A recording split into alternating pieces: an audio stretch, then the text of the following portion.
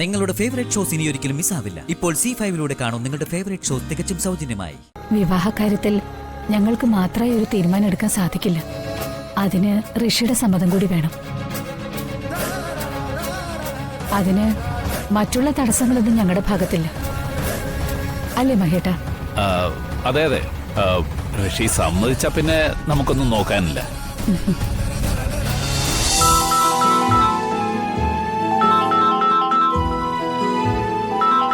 സ്വാമിച്ച, മോളെ ചികിത്സയൊക്കെ എങ്ങനെ പോണു? സ്വാമിച്ചൻ പറഞ്ഞതുപോലെ ഞാൻ കുട്ടന് കൃത്യമായിട്ട് മരുന്ന് നൽകുന്നുണ്ട്. അത് നന്നായി. മരുന്ന് ഒരു ദിവസം പോലും മുടങ്ങാതെ കൃത്യമായ സമയത്ത് തന്നെ കൊടുക്കണം. ശരി, ഞാൻ അങ്ങനെ തന്നെ ചെയ്തോളാം. എന്ന് ഞാൻ വിളിക്കാം സ്വാമിച്ച. ശരി.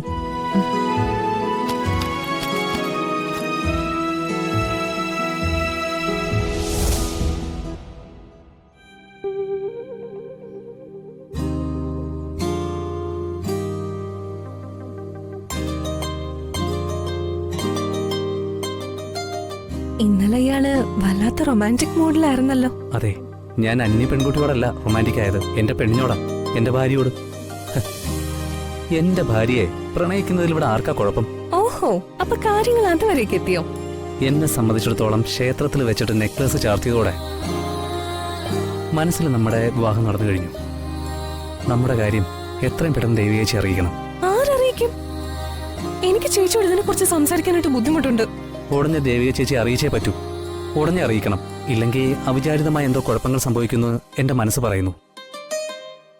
അതുകൊണ്ട് ദേവികേച്ചിയോട് നമ്മുടെ കല്യാണ കാര്യത്തെക്കുറിച്ച് സംസാരിക്കേണ്ടത് വളരെ അത്യാവശ്യമാണ്.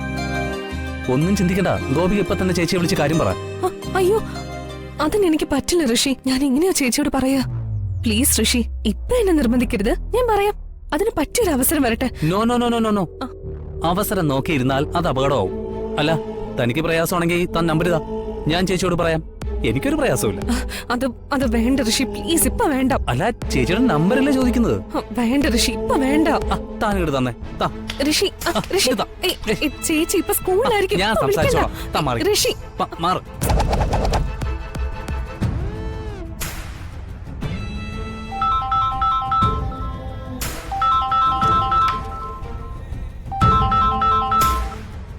ഹലോ. ഹലോ ചേച്ചി, ഇത് ഞാനാ, ഋഷി. ഋഷിയോ? എന്താ ഋഷി? ഞാൻ വിളിച്ചത് ഒരു കാര്യം പറയാൻ വേണ്ടിട്ടാ. എന്താ കാര്യം ഋഷി? പറഞ്ഞോളൂ. അല്ല, ചേച്ചിക്ക് വീട്ടിലേക്കൊന്ന് വരാൻ പറ്റുമോ? എന്താ വിഷയം? അമ്മയ്ക്ക് കുറച്ച് ചില അത്യാവശ്യ കാര്യങ്ങൾ ചേച്ചിയോട് ഡിസ്കസ് ചെയ്യാനുണ്ട്. അതിനെന്താ, വരാലോ. അല്ലെങ്കിലും ഞാൻ അങ്ങോട്ടേക്ക് വരാൻ ഉദ്ദേശിച്ചിരിക്കുവായിരുന്നു. ഞാൻ വരാം ഋഷി. ഓക്കെ ചേച്ചി, ശരി ശരി ശരി.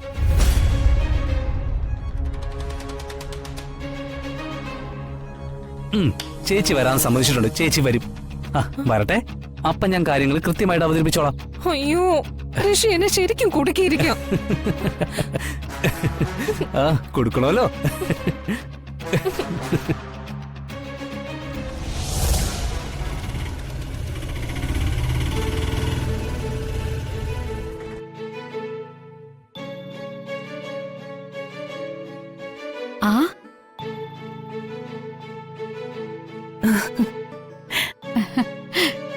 ദേവിക, എല്ലാരും ഉണ്ടല്ലോ, വരൂ, അകത്തോട്ടിരിക്കാം.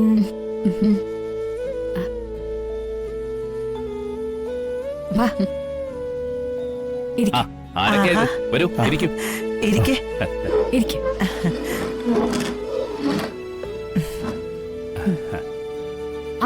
മോളെ ഇരിക്കേ.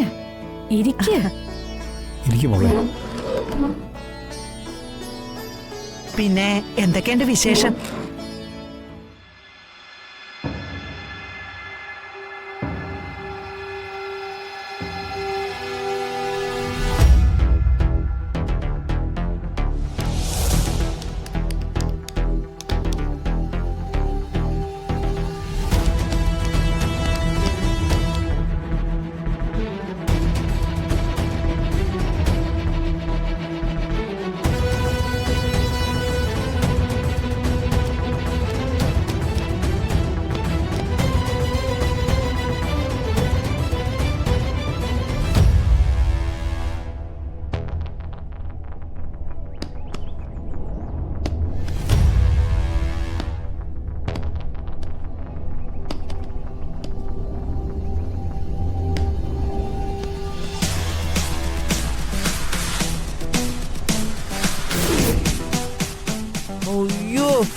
എന്താ അപ്പൊ മാമത് ബോൾ പിടിക്കണ്ടേ?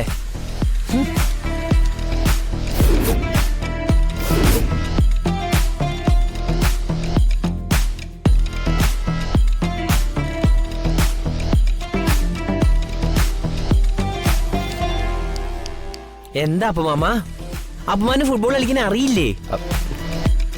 നമുക്ക് ഇവിടെ കളിക്കണ്ട, നമുക്ക് പുറത്ത് പോയി കളിക്കാം. വാ അപ്പൊ മാമ, വന്ന് എന്റെ കൂടെ. നമുക്ക് ഇവിടെ കളിക്കാന്ന്. വാ. അല്ല, ഇതുവരെ കുശലം പറഞ്ഞിരുന്നെങ്കിലും നിങ്ങൾ വന്നത് എന്തിനാണെന്ന് ചോദിച്ചില്ല. നിങ്ങളത് പറഞ്ഞതുമില്ല. കണ്ടിട്ട് വെറുതെയുള്ള വരവല്ലെന്നാ തോന്നിയേ. എന്താ വിശേഷം? അത് പിന്നെ എന്റെ മോള് ഇവിടുത്തെ ഋഷിമോനും തമ്മില് ഭയങ്കര പ്രണയത്തിലാ. അവര് തമ്മില് കല്യാണം കഴിക്കാൻ താല്പര്യമുണ്ട്. അത് സംസാരിക്കാൻ വേണ്ടി വന്നതാ. അല്ല, എന്താ പറഞ്ഞത്? ഇന്നത്തെ കാലമല്ലേ, കുട്ടികളുടെ ഇഷ്ടത്തിനല്ലേ പ്രാധാന്യം കൊടുക്കേണ്ടത്. അഞ്ജലി ഇങ്ങനൊരു വിവാഹക്കാര്യം വീട്ടിൽ അവതരിപ്പിച്ചപ്പോ ഒരു വിവാഹാലോചനയും മുന്നോട്ട് പോകാമെന്ന് ഞങ്ങളും കരുതി. അത് പറയാൻ വേണ്ടിയിട്ടാ ഞങ്ങൾ തന്നെ നേരിട്ട് വന്നത്. അല്ല, ജാനകിക്ക് ഇത് അറിയായിരുന്നു? ഏയ്, എനിക്കറിയില്ല. എന്തോ എന്നോട് പറയുന്ന ഋഷി.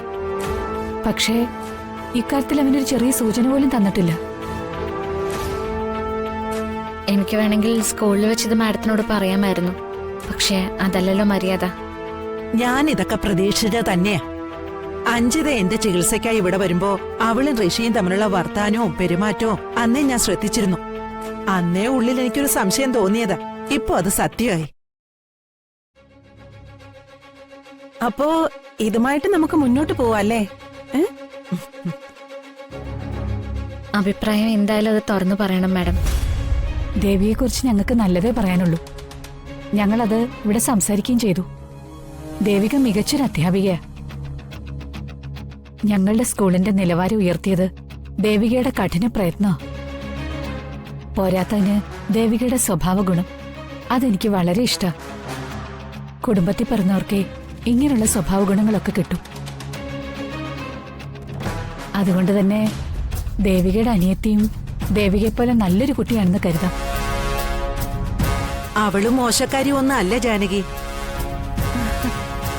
ആ കുട്ടിയുടെ ശ്രമം കൊണ്ടല്ലേ ഞാനിപ്പോ ആയാസം ഇല്ലാതെ നടക്കുന്നേ.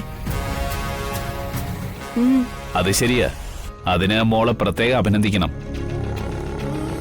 പക്ഷേ വിവാഹകാര്യത്തിൽ ഞങ്ങൾക്ക് മാത്രമായി ഒരു തീരുമാനം എടുക്കാൻ സാധിക്കില്ല. അതിന് ഋഷിയുടെ സമ്മതം കൂടി വേണം. അതിന് മറ്റുള്ള തടസ്സങ്ങളൊന്നും ഞങ്ങളുടെ ഭാഗത്തില്ല. അല്ലേ മഹേട്ട? അതെ അതെ, ഋഷി സമ്മതിച്ച പിന്നെ നമുക്കൊന്നും നോക്കാനില്ല. ദേവികയുടെ കുടുംബത്തിൽ നിന്ന് പെണ്ണെടുക്കാൻ ഞങ്ങൾക്ക് സന്തോഷമേ ഉള്ളൂ. അല്ല, ഋഷി വരട്ടെ, അവനോടും കൂടി ചർച്ച ചെയ്തിട്ട് നമുക്കൊരു തീരുമാനം എടുക്കാം. എന്നാ പിന്നെ ഞങ്ങൾ ഇറങ്ങട്ടെ. ഡൗൺലോഡ് ചെയ്യൂ C5 ആപ്പ്. കാണൂ എല്ലാ എപ്പിസോഡുകളും സൗജന്യമായി.